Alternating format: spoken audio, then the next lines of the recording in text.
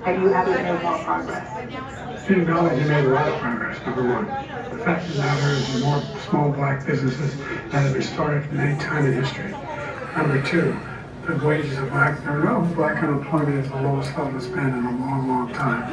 Number three, we're trying to provide housing for black Americans and dealing with the segregation that exists among these corporate corporations that collude to keep people out of their houses. And in addition to that, we find that the impact on the choice that black families have to make relative to child care is incredibly difficult. When we did the first major piece of legislation in the past, I was able to reduce black child care costs. I cut them in half. We got to make sure we provide for child care costs. We got to make sure, because when they provide that child care protections, we increase economic growth because more people can be in the job market. So there's more to be done, considerably more to be done. But we've done a great deal so far, and I'm letting them they know it. You have 49 seconds left. What do you say to black voters who are disappointed with the progress so far? I say I don't blame them for being disappointed. Inflation is still hurting them badly.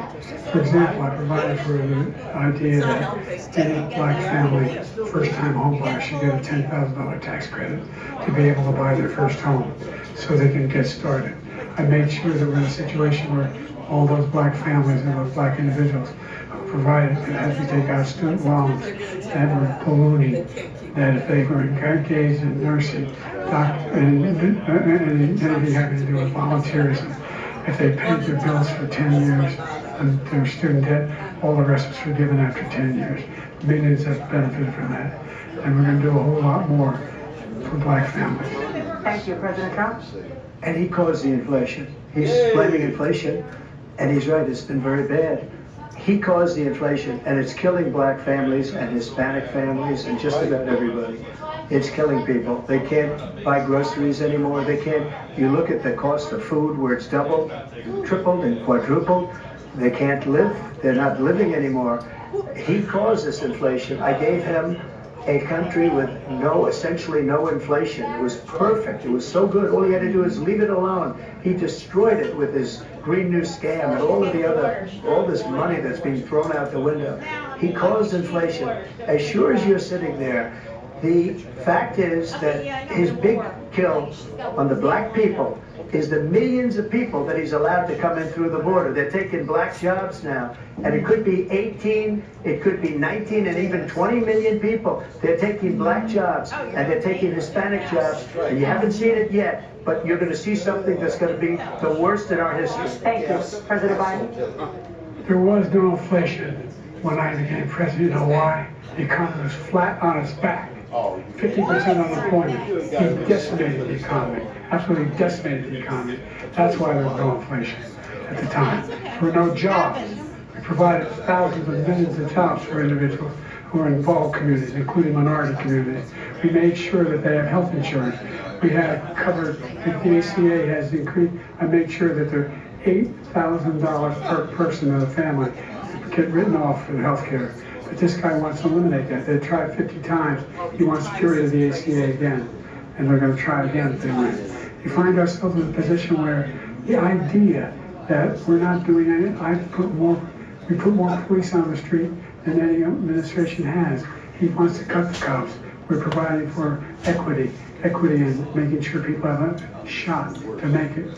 There's a lot going on. But in inflation, he caused it by his tremendous malfeasance in the way he handled the pandemic. Thank you. Another persistent challenge is the climate crisis. 2023 was the hottest year in recorded history, and communities across the country are confronting the devastating effects of extreme heat, intensifying wildfires, stronger hurricanes, and rising sea levels. Former President Trump, you've vowed to end your opponent's climate initiatives, but will you take any action as president to slow the climate crisis? Let me just go back to what he said about the police, how close the police are to him. Almost every police group in the nation from every state is supporting Donald J. Trump. Almost every police group. And what he's done to the black population is horrible, including the fact that for 10 years he called them super predators. We can't, in the 1990s, we can't forget that. Super predators was his name, and he called it to them, and they've taken great offense at it, and now they see it happening. But when they see what I did for criminal justice reform and for the historically black colleges and universities, where I funded them and got them all funded, and the opportunity zones with Tim, as you know, Tim Scott was incredible. He did a great job, great senator from South Carolina. He came to me with the idea, and it was a great idea. It's one of the most successful economic development acts ever in the country, opportunity zones. And the biggest beneficiary are blacks, and that's why we have the best numbers with them in maybe ever. They're saying ever. I read this morning where ever, the best numbers. He's lost much of the black population because he's done a horrible job for black people. He's also done a horrible job for Hispanics. But wait till you see these millions of people pouring into our country, and they're going to take the jobs, and it's already started, and you haven't seen anything yet. It's a disaster. You have 38 seconds left. President Trump, will you take any action as president to slow the climate crisis? So I want absolutely immaculate clean water, and I want absolutely clean air, and we had it. We had H2O. We had the best numbers ever, and we were using all forms of energy, all forms, everything. And yet, during my 4 years, I had the best environmental numbers ever. And my top environmental people gave me that statistic just before I walked on the stage, actually. Lovely, yay! Tell you where the idea, David, he said, is true. I passed the most extensive climate change legislation in history. We find ourselves, and by the way, black colleges, I came up with $50 billion for HBCUs, historic black universities and colleges, because they don't have the kind of contributors that they have to build these laboratories and all that. Any black student is capable in college of doing any white student can do. They just don't have the money, but now they'll be able to get those jobs in high tech. We're in a situation where the idea that he is claiming to have done something that had the cleanest water, he hadn't done a damn thing for the environment. The Paris Peace Accord, Climate Accord, I immediately joined it because if we reach 1.5 degrees Celsius at any one point, we're going to go way back. The only existential threat to humanity is climate change, and he didn't do a damn thing about it. He wants to undo all that I've done. The Paris Accord was going to cost us $1 trillion, and China nothing, and Russia nothing, and India nothing. It was a ripoff of the United States. And I ended it because I didn't want to waste that money because we were the only ones who was costing us money. Nobody else was paying into it. And it was a disaster. But everything that he said just now, I'll give you an example. I heard him say before insulin. I'm the one that got the insulin down for the seniors. I took care of the seniors. What he's doing is destroying all of our medical programs because the migrants coming in, they want everybody. And look, I have the biggest heart on the stage, I guarantee you that. And I want to take care of people. But we're destroying our country. They're taking over our schools, our hospitals, and they're going to be taking over Social Security. He is destroying Social Security, Medicare, and Medicaid. Right. The idea is that we, in fact, we were the only ones of consequence. We're not members of the Paris Accord. How can we do anything if we're not able, like the United States can't get its under control? One of the largest polluters in the world, number one. We're making significant progress. By 2035, we will have cut pollution in half. We've made significant progress, and we'll continue to make progress. We set up a climate corps. There's thousands of young people who learn how to deal with climate, just like the Peace Corps. And we're moving in directions that are going to significantly change the elements that cause the pollution. But the idea that he claims that he has the biggest heart up here and he's really concerned about pollution and about climate, I've not seen any indication of that. And by the way, with regard to prescription drugs, one company agreed that they would reduce the price to $35, which I was calling for, one, voluntarily. I made sure every company in the world, every pharmaceutical company, cannot have to pay. And by the way, So every day, millions of Americans struggle just to make ends meet. For many older Americans, Social Security provides a critical lifeline. President Biden, if nothing is done to Social Security, seniors will see their benefits cut in just over 10 years. Will you name tonight one specific step that you're willing to take to keep Social Security solvent? Yes, make the very wealthy begin to pay their fair share. Right now, everybody making under $170,000 pays 6% of their income, of their paycheck, every single time they get a paycheck at the time of the first one they get when they're 18 years old. The idea that they're I'm proposing that everybody, they pay, the millionaires pay 1%. So no one I would not raise the cost of Social Security for anybody under $400,000. After that, I began to make the wealthy begin to pay their fair share by increasing from 1% beyond to be able to guarantee the program for life. So you still have 82 seconds left. Are there any other measures that you think that would be able to help keep Social Security solvent, or is that one enough? Well, that one enough will keep it solvent. But the biggest thing I'll do is we defeat this man, because he wants to get rid of Social Security. He thinks there's plenty to cut in Social Security. He's wanting to cut Social Security and Medicare, both times. And if you look at the program put forward by the House Republican caucus that I believe supports, is in fact want to cut it as well. The idea that we don't need to protect our seniors is ridiculous. And by the way, the American public has greater health care coverage today than ever before. And on the ACA, as I said, you're in a circumstance where 400,000 people, 40 million people would not have insurance because they have a pre-existing condition. Only thing that allows them to have that insurance is the fact that they in fact are part of the ACA. And by the way, the other thing is, we're in a situation where I talk about education for black communities. I've raised the amount of money for Pell Grants, another $8,000. So anybody making under $70,000 a year is going to be able to get $15,000 towards the tuition. He just doesn't know what he's talking about. Thank you, President Biden. President Trump. So I've dealt with politicians all my life. I've been on this side of the equation for the last 8 years. I've never seen anybody lie like this guy. He lies. I've never seen him. He can look you in the face. So many other things too. And we mentioned the laptop. We mentioned Russia, Ukraine. And everything he does is a lie. It's misinformation and disinformation. The losers and suckers story that he made up is a total lie on the military. It's a disgrace.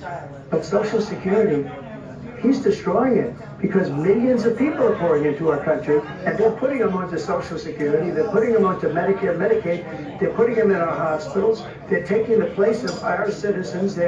What they're doing to the VA, to our veterans, is unbelievable. Our veterans are living in the street, and these people are living in luxury hotels. He doesn't know what he's doing, and it's really coming back. I've never seen such anger in our country before. President Biden. The idea that veterans are not being taken care of, I told you before. And by the way, when I said suckers and losers, he acknowledged after that he fired that general. That general got fired because he's the one that acknowledged that that's what he said. He was the one standing with Trump when he said it, number one. Number two, the idea that we're going to be in a situation where all of these millions and millions, the way he talks about it, illegal aliens are coming into the country and taking away our jobs. There's a reason why we have the fastest growing economy in the world. The reason why we have the most successful economy in the world. We're doing better than any other nation in the world. And by the way, those 15 Nobel laureates he talked about being phony, those 15 Nobel laureates, economists, they all said that if Trump is reelected, we're likely to have a recession, and inflation is going to increase and go up.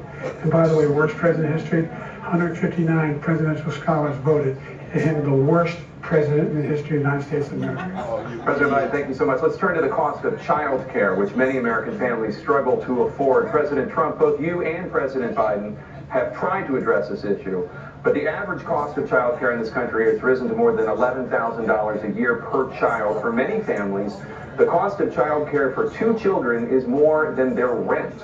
In your second term, what would you do to make child care more affordable? Just to go back, the general got fired because he was no good.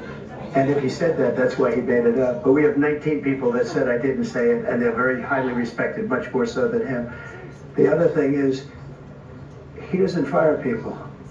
He never fired people. I've never seen him fire anybody. I did fire a lot. I fired Comey because he was no good. I fired a lot of the top people at the FBI, drained the swamp. They were no good. Not easy to fire people. You'd pay a price for it, but they were no good. I inherited these people. I didn't put them there. I didn't put Comey there. He was no good. I fired him. This guy hasn't fired anybody. He never fires. He should have fired every military man that was involved with that the Afghanistan horror show, the most embarrassing moment in the history of our country. He didn't fire. Did you fire anybody? Did you fire anybody that's on the border, that's allowed us to have the worst border in the history of the world? Did anybody get fired for allowing 18 million people, many from prisons, many from mental institutions? Did you fire anybody that allowed our country to be destroyed? Joe, our country is being destroyed as you and I sit up here and waste a lot of time on this debate. This shouldn't be a debate. He is the worst president. He just said about me because I said it. He's the worst president in the history of our country. He's destroyed our country. Now all of a sudden he's trying to get a little tough on the border. He came out with a nothing deal, and it reduced it a little bit, like this much. It's insignificant. He wants open borders. He wants our country to either be destroyed or he wants to pick up those people as voters. And I don't think, we just can't let it happen. If he wins this election, our country doesn't have a chance, not even a chance, of coming out of this rut. We probably won't have a country left anymore. That's how bad it is. He is the worst in history by far. In the United States of America, there's nothing beyond our capacity. We're the finest military in the history of the world, the finest in the history of the world. No one thinks we're weak. No one wants to screw around with us. Nobody. Number one. Number two, the idea that we're talking about worst presidents. I wasn't joking. Look it up. Go online.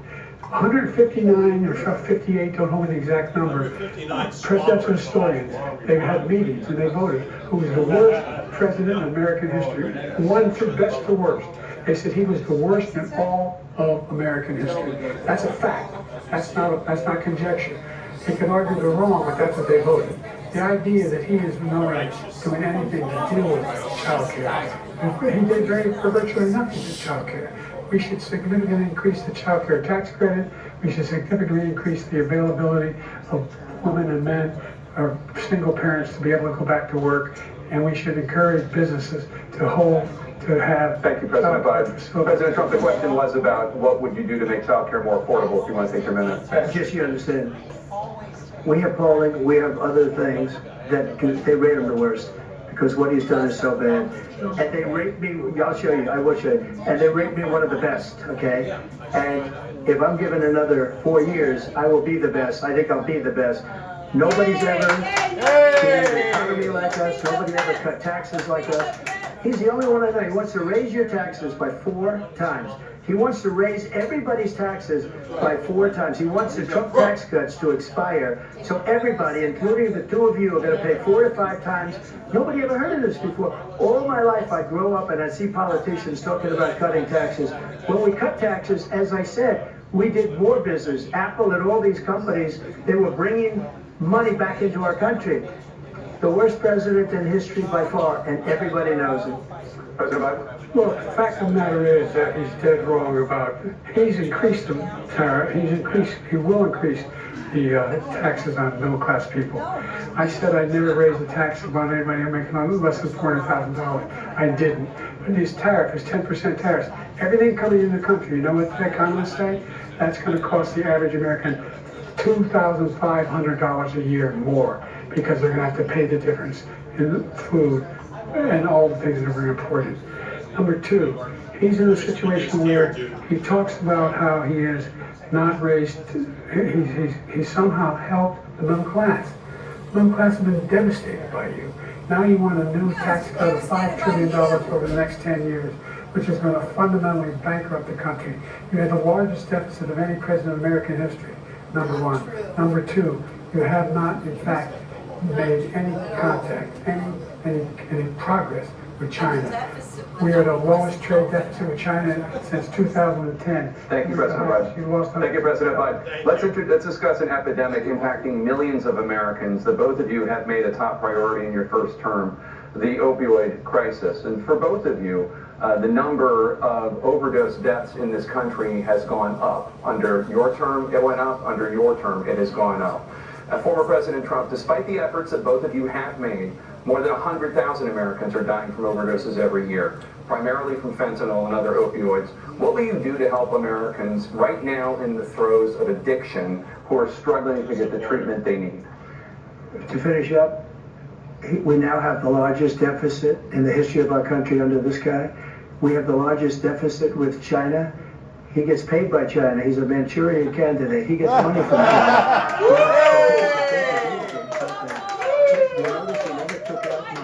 Because we're bringing so much money with the tariffs that I imposed on China. He never took them away. He can't because it's too much money. It's tremendous. And we saved our steel industries, and there was more to come, but he hasn't done that. But he hasn't cut the tariffs because he can't, because it's too much money. But he's got the largest deficit in the history of our country, and he's got the worst situation with China. China's going to own us if you keep allowing them to do what they're doing to us as a country. They are killing us as a country, Joe, and you can't let that happen. You're destroying our country.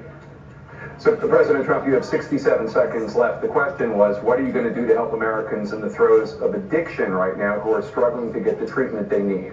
Jake, we were doing very well in addiction until the COVID came along. We had the 2.5, almost 3 years of like nobody's ever had before, any country, in every way. And then we had to get tough, and it was the drugs pouring across the border it started to increase. We got great equipment. We bought the certain dog that's the most incredible thing that you've ever seen, the way they can spot it. We did a lot, and we were getting very low numbers, very, very low numbers. Then he came along. The numbers, have you seen the numbers now? It's not only the 18 million people that I believe is even low, because the gotaways, they don't even talk about gotaways. But the numbers of the amount of drugs and human trafficking in women coming across our border, the worst thing I've ever seen. At numbers that nobody's ever seen under him because the border's so bad. But the number of drugs coming across our border now is the largest we've ever had by far. President Trump, thank you. President Biden? Fentanyl and the byproducts of fentanyl went down for a while. And I wanted to make sure we use the machinery that can detect fentanyl. These big machines that roll over everything that comes across the border. And it costs a lot of money. That was part of this deal we put together. It's 5 bucks a deal. More fentanyl machines, more to be able to detect drugs, more numbers of agents, more numbers of all people at the border. And when we had that deal done, he called his Republican colleagues and said, don't do it. It's going to hurt me politically. No, he never argued it's not a good bill. It's a really good bill. We need those machines. We need those machines. What the fuck are you talking about? Precursors for fentanyl. And Mexico is working on this to make sure they don't have the technology to be able to put it together. That's what we have to do. We need those machines. President Trump, Ventilators. Because this does pertain to it. He ended remain in Mexico. He ended catch and release. I made a catch and release in Mexico, not catch and release here. We had so many things that we had done, hard negotiations with Mexico, and I got it all for nothing.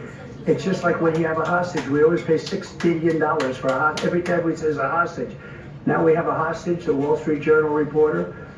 I think a good guy, and he's over there because Putin is laughing at this guy, probably asking for billions of dollars for the reporter. I will have him out very quickly, as soon as I take office. Before I take office, I said by literally, as soon as I win the election, I will have that reporter out. He should have had him out a long time ago, but Putin's probably asking for billions and billions of dollars because this guy pays it every time. We had 2 cases where he paid $6 billion for 5 people. I got 58 people out, and I paid essentially nothing. Thank you, President Trump. President Biden, you would be 86 at the end of your second term. How do you address concerns about your capability to handle the toughest job in the world well into your 80s. First of all, I spent half my career being criticized being the youngest person in politics. I was the second youngest person ever elected to the United States Senate, and now I'm the oldest. This guy's 3 years younger and a lot less competent. I think that just look at the record, look what I've done, look how I've turned around the horrible situation he left me. As I said, 15 million new jobs, 800,000 manufacturing jobs, more investment in America, over billions of dollars in private investment in enterprises that we are growing. By the way, we brought an awful lot of people along the whole idea of computer chips. We used to have 40% of the market. We invented those chips, and we lost it because he was sending people to find the cheapest jobs overseas and to bring home a product. So I went to South Korea. I convinced Samsung to invest billions of dollars here in the United States. And guess what? Those fabs, they call them, to build these chips, those fabs pay over $100,000. You don't need a college degree for them. And there's billions, about $40 billion already being invested and being built right now in the United States, creating significant jobs for Americans from all over the world. The question was about President age. Biden, you have 40 seconds left. Would you like to add anything? Yeah, I would. The idea that somehow we are this failing country. I never heard a president talk like this before. We're the envy of the world. Like, name me a single major country president who wouldn't trade places with the United States of America for all our problems and all our opportunities. We're the most progressive country in the world in getting things done. We're the strongest country in the world. We're a country in the world who keeps our word, and everybody trusts us. All of our allies and those who he calls up to, from Kim Jong-un, we sent love letters to, Putin, etc. They don't want to screw around with us. Thank you. Former President Trump, to follow up, you would be 82 at the end of your second term. What do you say to voters who have concerns about your capabilities to serve? Well, I took 2 tests, cognitive tests. I aced them, both of them, as you know. He took none. I'd like to see him take one, just one, a real easy one. If I go through the first 5 questions, he couldn't do it. But I took 2 cognitive tests. I took physical exams every year. And, you know, we knock on wood wherever we may have wood, that I'm in very good health. I just won 2 club championships, not even senior, 2 regular club championships. To do that, you have to be quite smart, and you have to be able to hit the ball a long way. And I do it. He doesn't do it. He can't hit a ball 50 yards. He challenged me to a golf match. He can't hit a ball 50 yards. I think I'm in very good shape. I feel that I'm as in good shape as I was 25, 30 years ago. Actually, I'm probably a little bit lighter, but I'm in as good a shape as I was years ago. I feel very good. I feel the same. But I was willing to take a cognitive test, and you know what? If I didn't do well, I aced them. Dr. Ronnie Jackson, who's a great guy when he was White House doctor, and then I took another one, a similar one, and one of them said they'd never seen anybody ace them. Thank you. President Biden? You can see he is 65 and only 225 pounds, or 235 pounds. Well, you said 6'4", 200. Well, anyway, just take a look at what he says he is, and take a look at what he is. Look, I'd be happy to have a driving contest with him. I got my handicap, which when I was vice president, down to a 6. And by the way, I told you if I have to play golf, you can carry your own bag. Did you do it? That's the biggest one. He's a 6 handicap of all. I was a big handicap. If I had, let's see, Just wait, I know you. President Trump, we're going to... Let's not act like children. Will you pledge tonight that once all legal challenges have been exhausted, that you will accept the results of this election, regardless of who wins, and you will say right now that political violence in any form is unacceptable? Well, I shouldn't have to say that, but of course I believe that. It's totally unacceptable. And if you would see my statements that I made on Twitter at the time, and also my statement that I made in the Rose Garden, you would say it's one of the strongest statements you've ever seen. In addition to the speech I made in front of, I believe, the largest crowd I've ever spoken to, and I will tell you, nobody ever talks about that. They talk about a relatively small number of people that went to the Capitol, and in many cases were ushered in by the police. And as Nancy Pelosi said, it was her responsibility, not mine. She said that loud and clear. But the answer is, if the election is fair, free, and I want that more than anybody. And I'll tell you something, I wish he was a great president, because I wouldn't be here right now. I'd be at one of my many places enjoying myself. I wouldn't be under indictment because I wouldn't have been his political opponent, because he indicted me because I was his opponent. I wish he was a great president. I would rather have that. I wouldn't be here. I don't mind being here. The only reason I'm here is he's so bad as a president that I'm going to make America great again.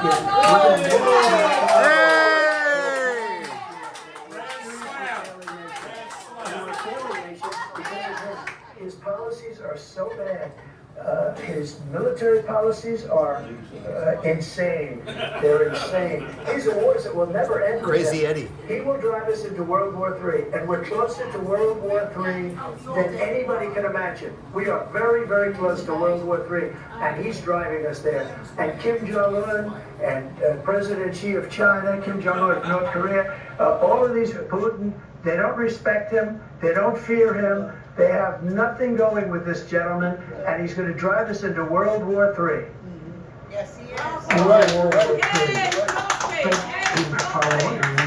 Don't say do what you want, NATO. Just do what you want. There's a thing called Article 5. An attack on one is attack on all, and required response. The idea, I can't think of a single major leader in the world who wouldn't trade places with the job I've done, what they've done. Because we are a powerful nation. We have wonderful peace because of the people. Not me, it's because of the American people. They're capable of anything, and they step up when we need it. And right now, we're needed. We're needed to protect the world because of our own safety as a state. And again, you want to have a war, just let Putin go ahead and take Kyiv, make sure they move on, see what happens in Poland, Hungary, and other places along that border. Then you have a war. President Trump, as I come back to you for a follow-up, the question was, will you accept the results of this election, regardless of who wins? Just to finish what he said, if I might, Russia, they took a lot of land from Bush. They took a lot of land from Obama and Biden. They took no land, nothing from Trump, nothing. He knew what not to do. Not going to play games with me. He knew that. I got along with him very well, but he knew not to play games. He took nothing from me. But now he's going to take the whole thing from this man right here. That's a war that should have never started. It would have never started ever with me. And he's going to take Ukraine. And you know, you asked me a question before, would you do this? He's got us in such a bad position right now with Ukraine and Russia. Because Ukraine's not winning that war. He said, I will never settle until such time. They're running out of people. They're running out of soldiers. They've lost so many people. It's so sad. They've lost so many people, and they've lost those gorgeous cities with the golden domes that are 1,000 years old, all because of him and stupid decisions. Russia would have never attacked. President Trump, the question was, will you accept the results of the election, regardless of who wins? Yes or no, please. If it's a fair and legal and good election, absolutely. I would have much rather accepted these. But the fraud and everything else was ridiculous. And if you want, we'll have a news conference on it in a week. Or we'll have another one of these in a week. But I will absolutely, there's nothing I'd rather do. It would be much easier for me to do that than running again. I wasn't really going to run until I saw the horrible job he did. He's destroying our country. I would be very happy to be someplace else, in a nice location someplace. And again, no indictments, no political opponent stuff, because it's the only way he thinks he can win. But unfortunately, it's driven up my numbers and driven them up to a very high level, because the people understand it.